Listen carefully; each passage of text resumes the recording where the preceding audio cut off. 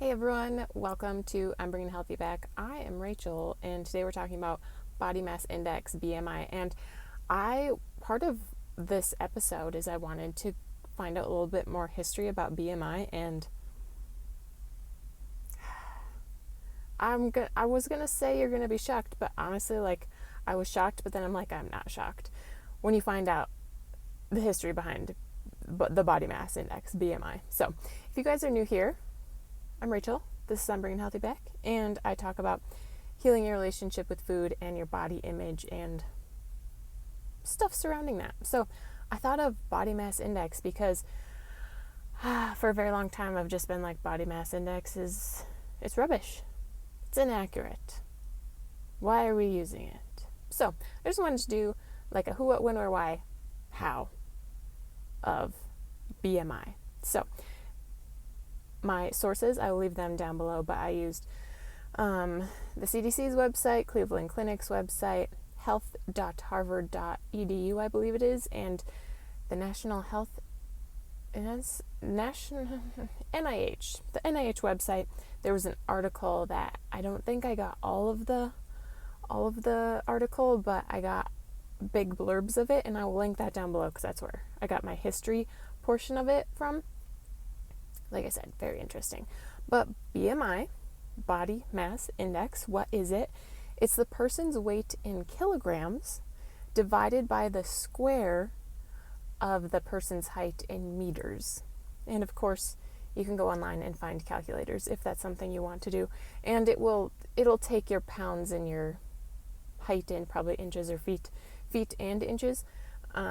So there's a calculation to take it from kilograms and meters to feet and pounds. But it is a screening method for weight category. It does not measure fat, but it estimates it. So, some history about the BMI. So, in 1832, please forgive me, I'm probably going to butcher this name, Adolf Quetelet. It's Queuetelet.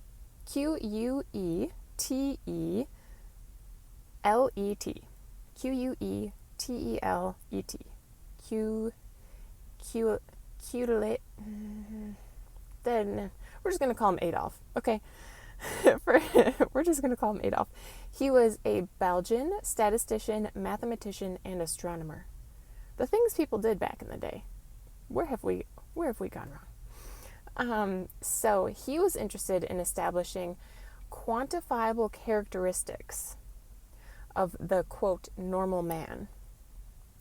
And so that welcomed the Quetelet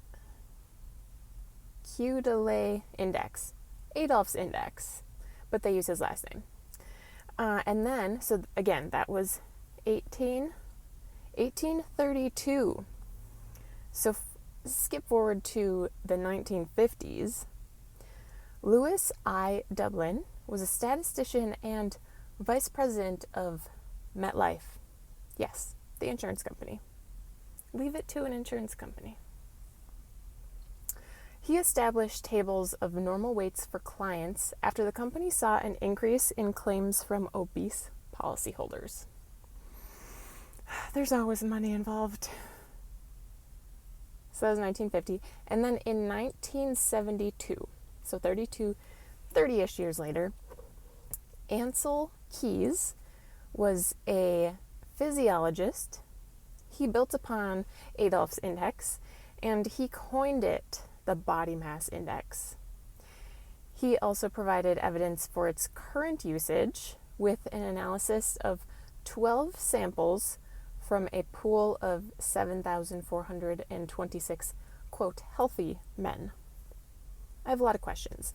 There's more information in that article that I'm going to link down below regarding Ansel and probably Adolf as well. But just want to point out that none of these individuals were medical professionals. And now the BMI is used as a medical guide, but I'll get into that. So I did want to make an argument for the body mass index. Okay, I have a list of downfalls, but I'm going to make a few arguments for it. So the body mass index, there's like underweight. I don't know if underweight is the category. Then there's healthy BMI, there's overweight, and then there's obese. And I don't know if there's a morbidly obese one now. I don't know. I don't know. I didn't find it the most important for this episode. But people with a high body fat, because like I said, the BMI, it is an estimation of the fat composition of your body, an estimate. But individuals with a high body fat may be correlated to a higher risk of future diseases and illnesses, having a higher body fat percentage. And then low body fat, I know when I think of BMI, I think of it's like overweight. Like it's going to think you're overweight because you have a higher body mass. But it also can be a measure to see if someone is underweight. And so having a low body fat may be a sign of malnutrition. So I thought that was like being underweight and being malnourished is not good, very bad. So I thought those were a couple arguments for it. And most places, like the CDC, most medical, websites, sources will say it's just one measure of someone's health. It's not the end all be all. It's just one hopeful guide. Okay, I don't know if I completely do. Is it necessary? I don't know. But let's talk about the downfalls, because there are plenty of downfalls. So it does not measure the health of an individual. Remember, it's just an estimation of a body fat percentage composition. People with high muscle mass may have a high BMI. So athletes, bodybuilders, they may be, quote, overweight, but they're not healthy. They're not overweight. They are healthy. They just have a higher body mass, but it's not fat, it's muscle. Body mass index does not diagnose health. So again, it's your mindset when looking at BMI, or a medical professional's mindset when looking at someone's BMI. It's just supposed to be an estimation of fat composition. It's not meant to indicate health. But going back to an argument for it, it could be an indicator of future illness. Like you may be overweight, you may have a high body fat composition, but you may be healthy, perfectly healthy right now. But it could be like if you continue to have this high body fat composition, it may lead to health risk factors in the future. Body mass index should not be used for children or teens, or the elderly, or pregnant women. So that comes into question, like why does it work for, I'm not a professional. I'm not a healthcare professional. Why is it used as a gauge for adults, but not older adults? I think they use the 65 years or older. I don't know what elderly. I didn't look into the age range they use for the elderly, and why not children and teens?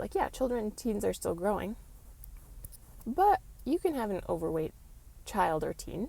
No, they're still growing. I'm not saying put children on a diet. I think that's a very bad idea. Teach them about health, but that's a different topic. I'm talking about BMI today. So why is it an acceptable gauge for adults but not children and not the elderly? I understand when you get older, your body starts to atrophy. If you don't keep it up, you may lose muscle mass, you may lose bone mass. That's just the nature of getting old. But why is it then okay to use it for adults? I don't know, 18 to 60, whatever it may be. Question. I'll just put that out there. BMI does not reveal your lifestyle. So this comes into You could have a healthy BMI, you could have a healthy body weight, but what are you eating? Are you eating junk food all day? Are you drinking a lot? Are you smoking a lot? Do you exercise at all? Or is it just you eat in a certain way, you have a certain metabolism, your body is just a certain way, and so you have a healthy BMI, quote healthy. Again, it's just one gauge of determining someone's health, but I think, again, you can't just look at BMI, you also have to look at what's your lifestyle. And to me, that's a little more important than the BMI. We still have more downfalls. I'm still going. BMI does not differentiate between lean body mass and fat mass, which is kind of repetitive, what I've already said. You may have a really low body fat composition, but a high muscle mass composition. So you may be, quote, you may be heavier, may have a higher mass, but it's because you work out a lot and you are very lean. But the BMI doesn't know the difference. Women typically have a higher body fat percentage than men. I think that's, like, I knew that, but I didn't really correlate it to BMI. So you're using the same index for men as you are for women, when statistically women are going to have a higher body fat composition than men. So it's kind of skewed. The body mass index chart has not been adjusted for the increase in average adult height that we've come to over the years. So BMI, Adolph's chart, he created it in the 1800s. What did I say again? 1832. 1832. Almost 200 years ago. And I didn't look for the data, but I wonder what the average height of a man, remember, because this was done looking at healthy men, right? Is this true? Can't remember what I said. Yes, the normal man. What was the average height of a man? And then, in the 1830s, versus what's the average height of a man now in 2024? Additionally, not only do women have a higher body fat composition normally than men, women are typically on average shorter than men.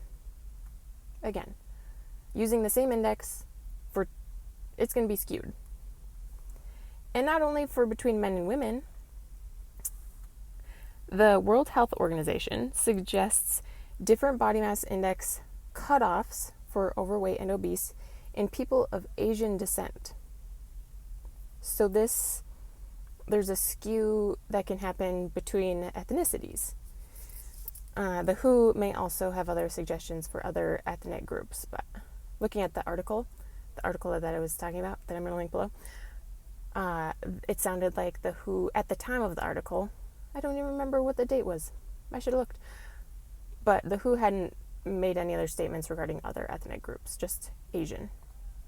So I'm like, so is BMI, what was the pool of people that Adolf and, what's his name?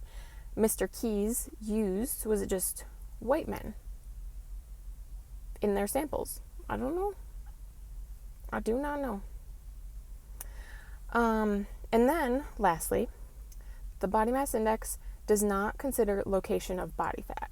And a couple of my sources referenced belly fat versus thigh fat, because I guess belly fat has a higher correlation to health risks in comparison to thigh fat, which seems to be more benign. So that's the tea on BMI. Let me know what you think. Thanks for watching. I'll see you guys in the next episode.